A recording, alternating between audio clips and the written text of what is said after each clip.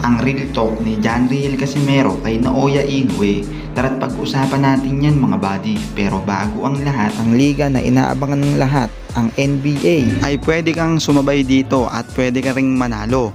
Ilalagay ko nga sa comment section ng link ng tutorial para masubukan mo ang iyong swerte. Huwag mo ring kalimutan gamitin ang promo code na nasa comment section para makuha ang first deposit bonus. Sa pagkapanalo nga ni Naoya Inoue kagabi kontra sa Koreanong si Kim, ay hindi na rin daw nagulat ang marami sa magiging resulta ng laban dahil alam naman na nila na si Inoue talaga ang mananalo dito.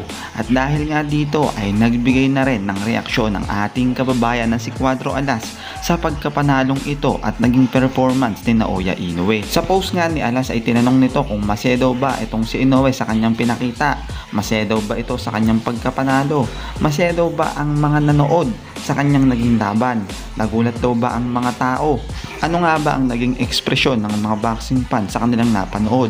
At sa hulihan nga ng caption ay may banat ito na ang galing mo Inoue, ang galing mong pumili.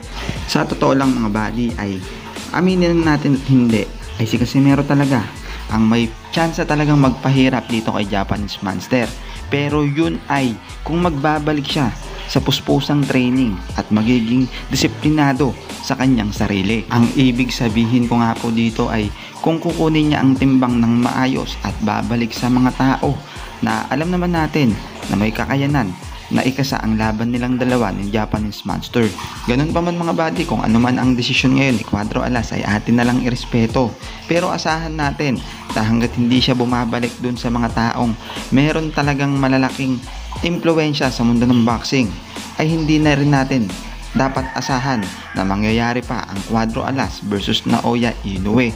Pero kayo mga buddy, ano bang masasabi nyo sa ating video ngayon? I-comment nyo lamang ang inyong reaksyon. Maraming salamat.